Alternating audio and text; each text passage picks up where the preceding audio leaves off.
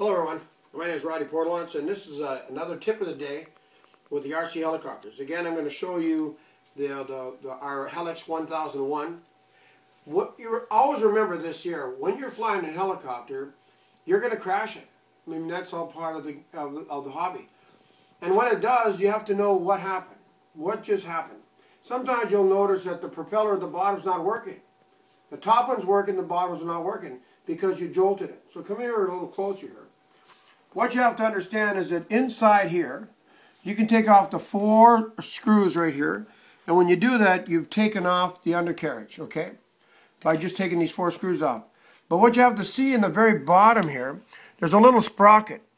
Each sprocket has to be lined up with the 2 sprocket wheels, the big wheels, okay? Let me show you up close here like this. Inside here, if you wanted to do, if the SID wasn't working, you'd take this off with 1 screw here. Let me just show you. 1 screw comes off here. And you would just take your screwdriver like this. It would be this simple. I just take my screwdriver like this here. I undo this screw here, like that. That thing falls right off, okay? And there's a little pin here like this. See, there's another little section here, okay? That comes off.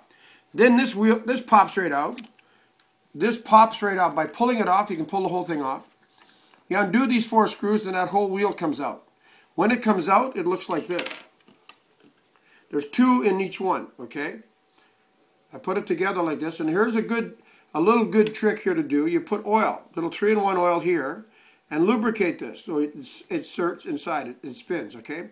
When the helicopter's on, these little sprockets have to be lined up with that little white sprocket right here on the bottom, and there was 1 on each side, right there, okay? So you want them lined up. If they're not lined up, then it's spinning, but it's not turning the wheel. So you have to make sure that they're lined up perfectly with the sprockets here. Okay, if you lubricate that, push it back up, put your propeller here, put the top one on top like this here, and you see that's where this cylinder comes in. You see this?